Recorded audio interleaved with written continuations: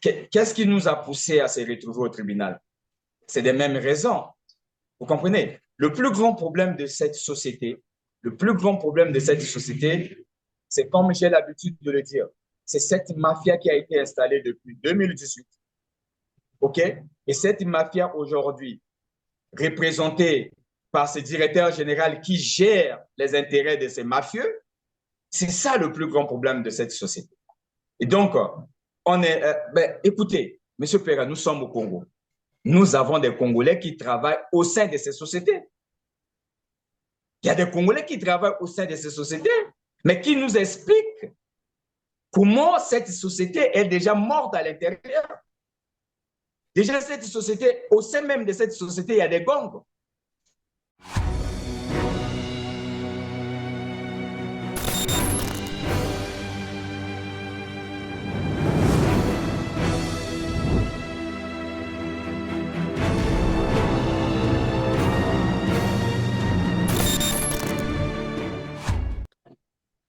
Mesdames, Messieurs, bonjour, ravi de vous retrouver sur R7 en compagnie de Ghislain Délé-Kanga. Bonjour Ghislain.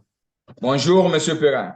Merci et bienvenue sur R7. Je rappelle à nos téléspectateurs que vous êtes président du mouvement citoyen des consommateurs en République du Congo, initiateur des plaintes contre la LCDE et la EKRC pour arnaque en bande organisée. Aujourd'hui, donc, nous revenons sur la suite, bien sûr, de ces plaintes. Nous sommes le 7 octobre 2024. Mais avant, parlons d'abord de la situation actuelle de l'accès à l'électricité au Congo-Brazzaville, une situation qui s'est empirée depuis l'effondrement, bien entendu, d'un pylône de transport haute tension, privant ainsi Brazzaville de 20 MW, selon bien sûr les informations données par le directeur général de cette société. Ma première question, c'est de savoir si dans votre quartier, il y a du courant électrique. Non, il n'y a pas que mon quartier, Monsieur Perrin, c'est tout Brazzaville qui est dans le noir. Et tout Brazzaville qui n'a pas d'électricité. Mais pourtant, Okay? Déjà dans mon quartier, ça fait 2 jours d'affilée que je dors sans électricité. ah bon. Alors, avant de continuer, Ghislain Délé-Kanga, je vais vous présenter donc ce reportage et on revient sur le plateau pour le commentaire. Suivez. Voilà la catastrophe longtemps redoutée par la société Énergie électrique du Congo au regard du sabotage et du vandalisme de ces installations perpétrées par des individus visiblement ennemis du développement socio-économique, de la quiétude, bref, ennemis de la République. L'écroulement de ces pylônes où transite plus de 70% d'énergie qui vient de Pointe-Noire en dit largement. La société Énergie électrique du Congo, société de patrimoine de l'État congolais, est victime des actes de sabotage de la part de certains citoyens véreux. Hier, la nuit, à 20h35, des individus mal intentionnés ont prélevé des cornières sur un pylône à quelques kilomètres de Tchelampo, entraînant ainsi la chute de celui-ci, et 3 pylônes ont été également entraînés dans cette chute, ce qui a été à l'origine du blackout que vous avez connu hier. Aujourd'hui, les 2 tiers des habitants de la ville de Brazzaville sont privés d'électricité à cause de cette situation. Aider la force publique à démasquer ces gens. Leur but, c'est de créer l'émeute dans le pays. Ils ne veulent pas de la paix sociale. Ils ne veulent pas de la paix dans notre pays. Des gens normaux ne peuvent pas se permettre de faire de tels actes pour priver la population de l'électricité et de l'eau. Ce n'est pas normal. Nous devons tous soutenir la force publique pour démasquer ces gens. Sinon, le pire va arriver. Chers compatriotes, ouvrez les yeux. Cette situation n'est pas normale. En dépit des efforts que Caris est en train de faire, voilà vers où on veut nous amener. Alors, Ghislain Délé-Kanga, tout à l'heure, vous avez dit que ce n'est pas seulement dans votre quartier, c'est tout Brazzaville. Alors que dans le reportage, on nous fait savoir que Brazzaville est privé de 20 mégawatts et bon, cela vaudrait à 500 ménages. Et quand je vois 500 ménages, ça ne peut pas être toute la ville. Pour nous, au niveau du MCC, tout ce qui se dit actuellement à la télé par le directeur général de la société KRC ne nous intéresse pas. Ça ne nous intéresse pas parce que ce monsieur n'avance rien de convaincant. OK? Déjà, depuis le premier jour, nous avons eu le temps d'analyser un peu ces discours et nous avons fini par comprendre qu'il était même en train de mentir, en fait. Quand le monsieur parle du vandalisme, du sabotage, pour nous, c'était un mensonge. C'était un mensonge. Et nous pensons même que s'il y a un saboteur, où il y a un groupe de gens, comme il a su le dire, qui ont saboté, ces gens-là, ça doit être les agents de la SNE et ça doit être lui-même et son équipe.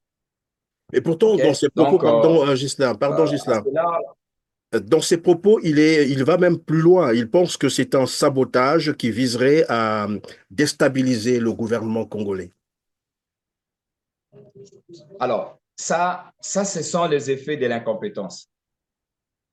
OK? Ce sont les effets de l'incompétence. Vous savez, la majorité des autorités congolaises aujourd'hui, pour camoufler leur incompétence, pour camoufler leur mauvaise manière de faire, ils ont toujours tendance à ramener les choses vers le président de la République. Déjà, voilà, il y a eu sabotage parce que les gens voulaient faire des émeutes. Des émeutes, pourquoi? Pour destituer le président de la République. C'est ça, en fait, de compte. C'est ça la distraction. C'est ça la distraction. C'est comme je vous ai dit au début que pour nous, au niveau du MCC, c'est une distraction et nous ne pensons pas qu'il y a eu un sabotage.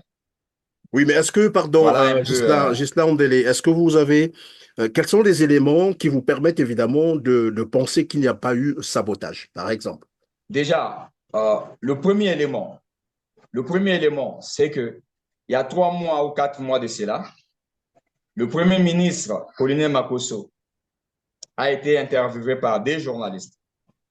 On lui a posé des questions sur la situation de l'électricité. Dans ses réponses, le Premier ministre avait dit que le plus grand problème du secteur de l'électricité aujourd'hui, c'est la ligne qui relie Brazzaville et Pointe-Noire. Vous comprenez? Donc, la ligne là avait déjà un problème et c'est le problème. Le Premier ministre a fait même comprendre que cette ligne avait connu des dégâts après la guerre et jusqu'aujourd'hui, ça n'a jamais été réparé. Ça, c'est les raisons du Premier ministre. Donc là, vous comprenez que la ligne là était déjà un problème. C'est la raison pour laquelle nous ne sommes pas surpris de voir que ces pylônes-là, de voir un pylône s'effondrer. OK? Ça, c'est le premier élément. Le deuxième élément. Alors, Monsieur Perrin, je reste sur l'hypothèse du directeur général. Il y a eu sabotage. Cela veut dire qu'il y a eu des Congolais de mauvaise foi qui sont allés à Tilapo et ont décidé de saboter ces pylônes pour plonger Brazzaville dans le noir. Mais M. Perret, est-ce que vous savez que c'est un grand crime? Est-ce que vous savez que c'est un sérieux crime? Alors, imagine maintenant le degré de ce crime. Non, c'est le directeur général de la société Ecarissé qui se rend au premier au lieu du crime, accompagné de son équipe, et pour déclarer aux Congolais, c'est-à-dire pour déclarer le crime ouvertement aux Congolais, dire voilà, il y a eu sabotage, il y a eu des gens qui ont voulu faire des émeutes, il y a eu des ennemis de la République qui sont contre le président de la République, qui sont contre le développement. Alors, M. Perrin, est-ce qu'au Congo, il n'existe plus le service de police? Est-ce qu'au Congo, il n'existe plus le service de la gendarmerie? Est-ce qu'au Congo, il n'existe plus les services de renseignement? Vous voyez, M. Perrin. Alors, si je vous ai, pardon, Ghislain Ondélé Konga, si je vous ai bien compris, en fait, vous êtes en train de dire à la rigueur, c'est bien sûr Monsieur Adou Gonga qui est allé entraver réellement l'enquête, si réellement il y avait sabotage, en fait. Et là, vous pensez que c'est la police ou la gendarmerie, enfin les services de sécurité qui devraient s'y rendre d'abord pour faire mener l'enquête avant, évidemment, de rendre comme qui dirait, les conclusions de cette enquête. Et non le directeur général de la EKRC avec ses équipes, comme vous le dites, qui arrivent sur le terrain et déclarent qu'il y a eu sabotage, il y a eu crime. Mais effectivement, c'est ça le problème. C'est ça le problème. La première des choses, parce que lui-même, dans son interview, il a dit que ces pylônes ont été sabotés à 20h35 minutes. Donc, il connaît l'heure et les minutes. Mais ce qu'il devait faire, c'était de signaler au service de police. À 20h35, donc à 20h36 minutes, il devait signaler au service de police, au service de la gendarmerie et au service de renseignement. Et c'était à ces services de se rendre au lieu du crime et de constater les dégâts et de déclarer ouvertement le crime et d'ouvrir les enquêtes. Vous comprenez, M. Perrin? C'est la raison pour laquelle nous disons que c'est un mensonge de pur. Vous vous rappelez, il n'y a pas très longtemps, le directeur général de la société EKRC a pris le premier ministre, ils sont allés à Mbono. Et à Mbono, il a dit que si tout Brazzaville est dans le noir, et s'il y a le problème de l'électricité à Brazzaville, c'est à cause du soleil. Mais jusqu'à aujourd'hui, ce monsieur n'a jamais expliqué comment ils ont fait pour lutter contre ce soleil. En fait, c'est ce que je vous ai dit. Les gens trouvent toujours des raisons pour camoufler leur incompétence. Et quand c'est comme ça, ils veulent toujours ramener ça au président de la République. Non, il y a eu sabotage, les gens ont vandalisé, comme ça, parce qu'ils sont contre le président et tout, une manipulation en fait. C'est la raison pour laquelle nous, au niveau du MCC, nous disons que c'est un mensonge de plus. Ce monsieur a l'habitude de mentir. Alors, vous dites, ce monsieur a l'habitude de mentir parce que jusqu'ici, il n'est pas convaincant. Vous l'avez démontré tout à l'heure. En réalité, s'il y avait crime, la zone serait circonscrite et que la police serait sur place pour protéger d'ailleurs le lieu de crime. Et c'est comme ça que ça se passe. Mais là, on se rend compte que celui qui va déclarer le crime est le même qui entreprend déjà des travaux avant même que les enquêtes se mènent. Alors, Ghislain Ondele-Kanga, on va peut-être, si vous n'avez plus rien à dire sur ce Je sujet. peux ajouter un truc encore. Oui. Je peux ajouter un truc encore. Vous savez que la société EKRC a deux tutelles. Cette société dépend du ministère du portefeuille public et au même temps du ministère de l'énergie et de l'hydraulique.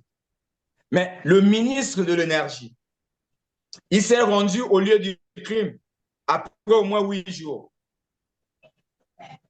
Après au moins 8 jours. Donc, vous voyez, M. Perrin, vous comprenez que c'est de la manipulation pure. Mais ce qui nous dérange, c'est que les Congolais sont en train de souffrir. Ce sont des Congolais qui sont victimes. Et quand eux, ils font ça, quand eux, ils font ces désordres, ce sont des Congolais qui sont victimes. Et ils ont l'argent, ils sont mieux payés dans le désordre. Ils sont mieux payés dans l'incompétence. Ils ont des groupes électrogènes. Leurs enfants et familles sont à l'abri du besoin. Mais c'est le Congolais lambda qui est toujours victime. Vous voyez, M. Perrin? Donc, voilà, alors notre si j'ai bien position. compris, voilà, si je vous ai bien compris, vous êtes en train de dire, en réalité, Adou Ganga, en fait, le directeur général de la EKRC, a agi pour, comme qui dirait, occulter la vraie réalité d'accès à l'électricité au Congo-Brazzaville, puisqu'au début, vous avez dit que c'est tout le pays qui est en fait concerné. Ce n'est pas seulement maintenant qu'un pylône s'est effondré, mais c'était aussi une manière pour lui, ou c'est une manière pour lui de dissimuler son incompétence. C'est ce que vous êtes en train de dire. Est-ce que dans le cas d'espèce, on peut vraiment parler de l'incompétence ou c'est une volonté politique finalement de ne pas vouloir, j'allais dire, servir l'électricité aux Congolais?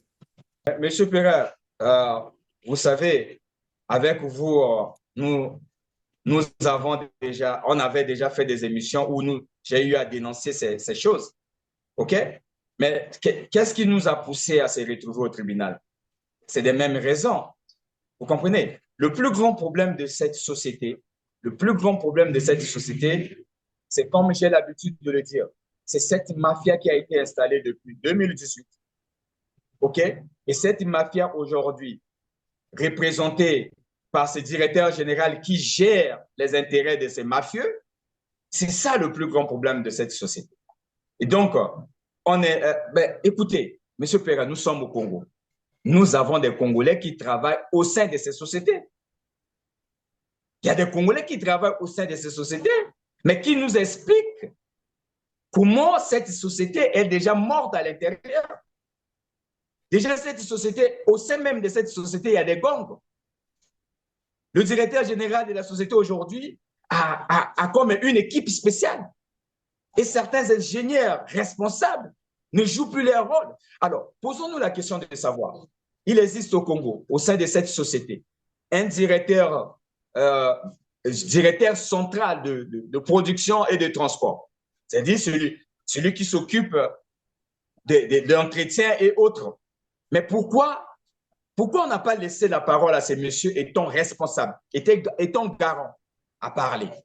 Pourquoi Adou, monsieur Adou, se retrouve partout et c'est lui qui parle?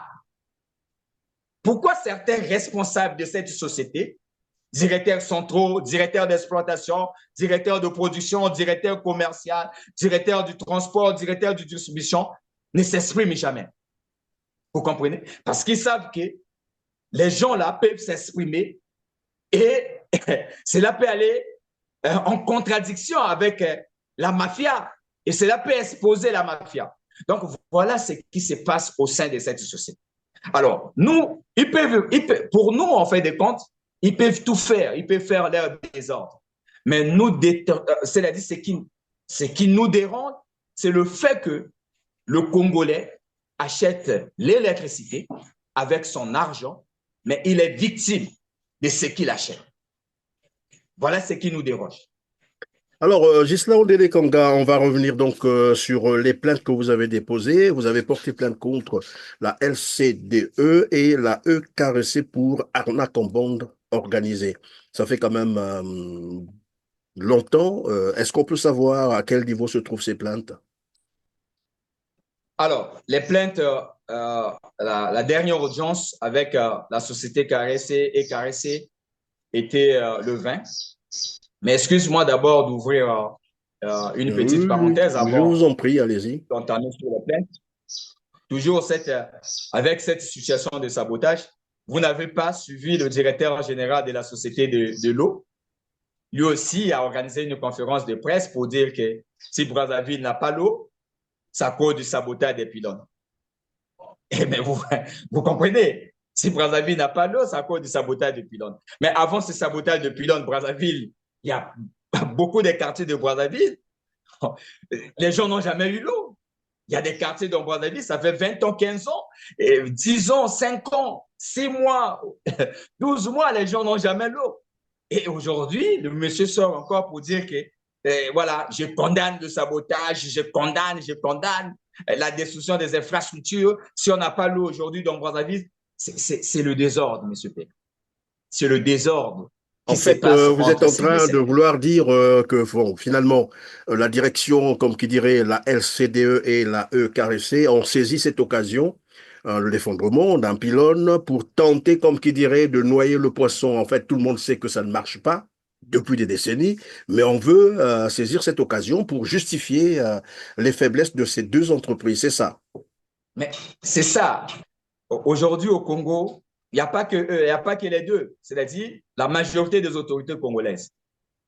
Quand ils se retrouvent dans l'incapacité et quand ils sont conscients qu'on a échoué, ils doivent toujours trouver une raison pour camoufler leur incompétence. Quand vous prenez par exemple le directeur général de la société de l'eau, M. Makita, qui fait comprendre aux journalistes que la société ne peut pas avoir des groupes parce que ça sera, c'est-à-dire le coût en carburant sera plus cher pour les sociétés. Mais M. Perret, OK, si le coût en carburant sera plus cher, est-ce que le coût en panneaux solaires sera aussi plus cher?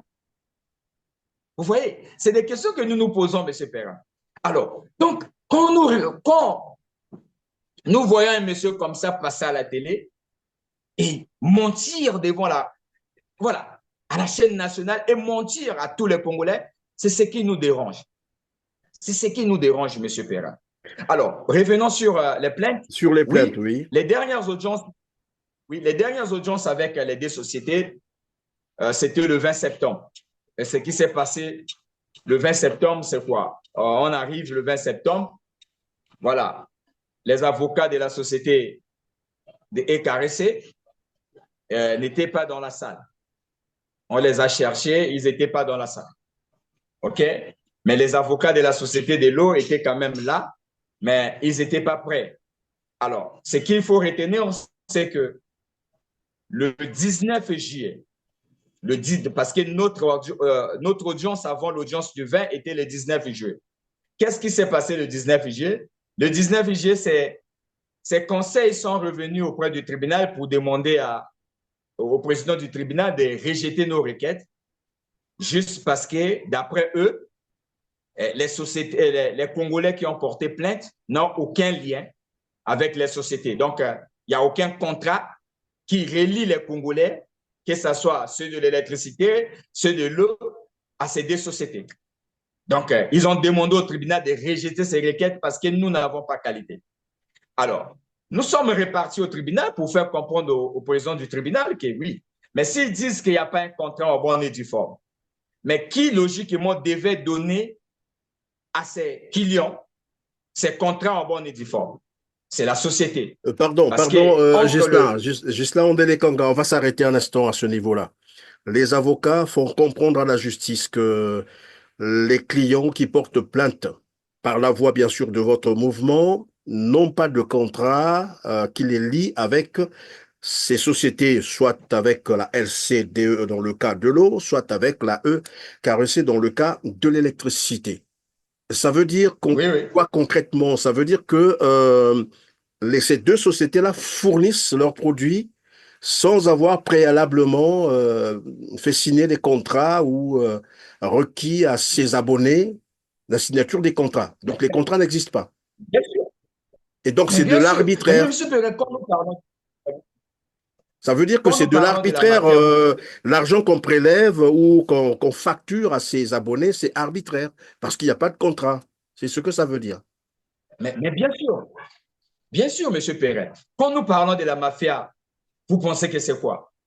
Alors, c'est la société, soi-disant, la société de l'État qui fournit l'unique société qui fournit de l'électricité, l'unique société qui fournit de l'eau.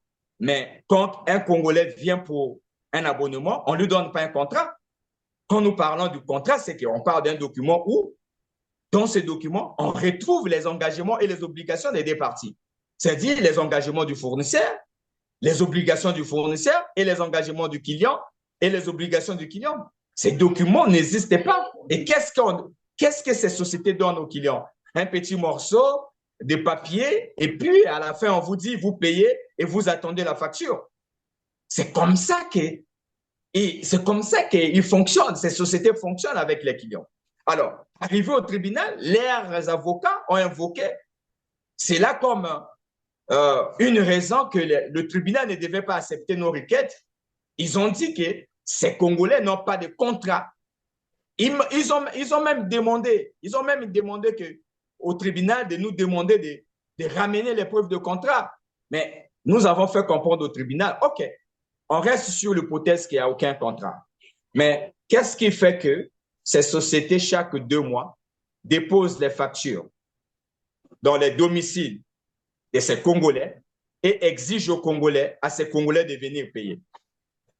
Oui, mais c'est la raison pour laquelle Ghislain Ondele-Kanga, quand vous dites ça, contrat écrit, oui, je veux bien, mais dès lors qu'on délivre une quittance à un abonné, c'est déjà un contrat, de manière tacite.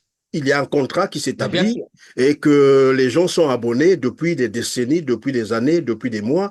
Moi, ça me paraît quand même un peu hasardeux d'entendre que les avocats viennent demander à la justice de ne pas prendre en compte vos plaintes sous prétexte qu'il n'y aurait pas de contrat entre les abonnés et ces sociétés.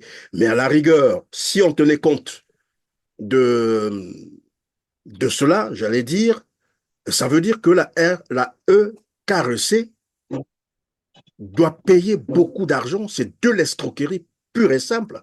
C'est ce que ça veut dire. Et s'il y a quelqu'un à condamner, c'est la société EKRC qu'il faut condamner. Probablement que c'est pareil aussi avec, c'est la même chose avec la LCDE. C'est la raison pour laquelle nous parlons de la mafia, nous parlons de l'escroquerie, nous parlons de l'arnaque dans nos plaintes. C'est ça. Parce que c'est inacceptable, en fait, de compte. C'est-à-dire, quand j'ai reçu les conclusions de ces deux avocats, mais M. Perrin, je n'ai jamais été, je n'ai pas fait le droit comme eux. Mais ça m'a fait rire, en fait, de compte. Ça m'a fait rire. À leur place, si j'étais l'avocat de ces sociétés, je ne pouvais même pas ramener ce genre d'arguments, alors que je sais que ces gens payent les factures et ces gens ont les copies et les reçus des paiements que eux, ils effectuent chaque 2 mois auprès de ces sociétés. Cela nous a donné l'occasion de faire un cours à ces avocats sur ce qu'on appelle le contrat. Et nous avons demandé au tribunal de dire à ces deux conseils, que ce soit le conseil de la société EKRC et le conseil de la société LCD, de ramener ce qu'eux, ils appellent contrat chez eux. Et le 20, c'était prévu que ces sociétés ramènent leurs exemplaires de contrat. Mais malheureusement, ils ont fui. Ils ont fui. Donc, pour la société EKRC, le tribunal était obligé de fixer la date de l'audience à leur absence, le 11. Donc, c'est vendredi, nous allons encore nous retrouver là-bas. Je ne sais pas s'ils vont encore fuir. Et la société LC2, l'avocat était là, mais malheureusement, il n'avait pas conclu, il n'avait pas, toujours comme toujours, pas d'argument. Le problème, c'est quoi? C'est qu'ils sont conscients que leurs clients sont dans le faux. Mais comme ce sont des gens qui, depuis très longtemps, bouffent l'argent de ces sociétés comme des avocats, ils sont obligés parfois de faire quelque chose. Donc, voilà ce qui se passe au tribunal. Et nous, de notre côté, on ne va pas aller dans ces ping-pong avec eux. Nous attendons voir le 11, s'ils viendront pour conclure, et là, nous allons répondre. Mais s'ils ne concluent pas, nous allons demander au tribunal de prendre sa responsabilité et de faire justice. Voilà un peu. Alors, mais c'est vraiment sérieux parce que tout à l'heure, comme je disais, si on prenait l'hypothèse de ces avocats qu'il n'y a pas de contrat, alors c'est même beaucoup plus grave pour ces sociétés parce qu'on ne peut pas facturer de l'eau, l'électricité à des abonnés avec qui vous n'avez pas de contrat, c'est trop grave. En fait, ils viennent comme qui dirait, enfoncer encore le clou sur leurs clients sans se rendre compte. Mais Ghislain Délé Kanga, vous nous avez parlé également d'une campagne de boycott des quittances d'électricité et de l'eau. Qu'en est-il concrètement? Non, cette campagne, jusqu'à aujourd'hui, on est en train de. Parce que boycotter, c'est sensibiliser une bonne partie des Congolais. La société est caressée, d'après sa base de données, contre pratiquement 350 000 abonnés et la société de l'eau compte 225 000 abonnés. Donc, pour que les factures soient boycottées, il faut que les gens soient sensibilisés. Et donc, pour le moment, avec les moyens de bord, on est en train de sensibiliser les Congolais. Mais nous pensons que on finira toujours par là. Parce que si le tribunal n'arrive pas à faire justice, les Congolais vont prendre la responsabilité. Les Congolais vont eux-mêmes prendre la responsabilité de se faire justice. Et je rappelle encore que M. Perrin, ce que les gens doivent savoir, l'eau et l'électricité ne sont pas les cas sociaux. Ce sont des produits que les Congolais achètent avec leur argent. Et donc, les Congolais ont le droit de la meilleure qualité de l'électricité, ont le droit de la meilleure qualité de l'eau. Vous comprenez? Donc, si la justice ne prend pas sa responsabilité de faire justice, les Congolais vont prendre leurs responsabilités. Et je pense que le boycott, nous allons arriver. Merci Ghislain Délé Kanga d'avoir encore été avec nous sur R7 aujourd'hui. Je vais vous laisser juste quelques secondes pour conclure. En fonction, en rapport bien sûr de tout ce qu'on vient de se dire, déjà du pylône qui s'est effondré, après on a donné des raisons que c'est un boycott, un sabotage, voilà, qui vise à déstabiliser l'État congolais. Heureusement qu'on n'a pas attrapé les saboteurs, on les aurait accusés d'atteinte à la sûreté de l'État. Et après, bon, voilà, on a parlé des plaintes que vous avez déposées avec, bien sûr, ces hypothèses, j'allais dire, hasardeuses des avocats qui pensent qu'il n'y a pas de contrat. Moi, en mon temps, je payais quand même l'électricité, j'ai encore mes quittances avec moi, et cela établit déjà un contact avec la société. C'est une forme de contrat tacite déjà, même si ça n'existe pas sur papier, c'est le cas de le dire. Mais là encore, il faut peut-être qu'à la longue, vous demandez à ces sociétés, finalement, de régulariser ces contrats sur papier. Et c'est aussi là un problème. Et ensuite, nous avons parlé, voilà, du boycott que vous avez en fait envisagé, des quittances d'eau et d'électricité. Que peut-on retenir pour conclure, évidemment, cette émission? Alors, M. Perrin, moi, je pense que j'ai un message pour les Congolais. Écoutez, euh, c'est que le directeur général de la société ECAREC et le directeur général de la société de l'eau et le ministre de l'énergie et de l'hydraulique sont en train de raconter actuellement pour ce qui se passe. C'est une distraction. OK? Ce que nous attendons de ces responsables, de ces soi-disant responsables de ces sociétés, de ces institutions, c'est comment ils vont réparer les torts. Parce qu'actuellement, il y a des Congolais qui sont victimes. Nous attendons que ces gens-là nous présentent leur plan ou le mécanisme, comment ils vont réparer les torts. On n'a pas besoin de l'air, on n'a pas besoin de l'air bruit de tous les jours, sabotage contre le président. Nous ne sommes pas là-bas. Nous sommes des clients, nous achetons l'électricité, nous achetons l'eau. Et comme aujourd'hui sont dans la capacité de nous fournir de l'eau et de l'électricité, cela a impacté négativement nos vies. Nous attendons que ces gens-là nous présentent les mécanismes de réparation des torts, pas ces bruits qu'ils sont en train de faire. Donc, je demande à tous les Congolais de ne pas rentrer dans cette distraction. Et j'invite tous les Congolais qui sont surtout à Brazzaville de venir massivement le 11 au tribunal de grande instance de Brazzaville et le 18 au tribunal de grande instance de Brazzaville contre ces deux sociétés. Parce que la meilleure des choses, c'est comme j'ai l'habitude de dire, la solution à ces deux problèmes, le problème de l'eau et le problème de l'électricité, revient désormais au peuple. C'est à nous de prendre la responsabilité. C'est nous qui payons et c'est à nous de dire non, on ne va plus payer pour la mauvaise qualité. Donc, voici un peu le message que j'avais à dire aux Congolais. Mais non, pour le reste, ouais, on est toujours dans le processus de déposer les autres plaintes dans d'autres départements et on leur demande de nous accompagner. Je le dis toujours, la bataille judiciaire, surtout avec des mafieux, est une bataille financière. Sans leur soutien, je pense que nous finirons par être étouffés. Donc, on leur demande de nous soutenir. Voilà. Pour tous ceux qui veulent nous soutenir, notre numéro, c'est le 06 522 07 50 05 633 37 11. Voilà un peu ce que j'avais à dire. Merci à vous. Merci Monsieur beaucoup. Perrin, et merci pour l'accompagnement.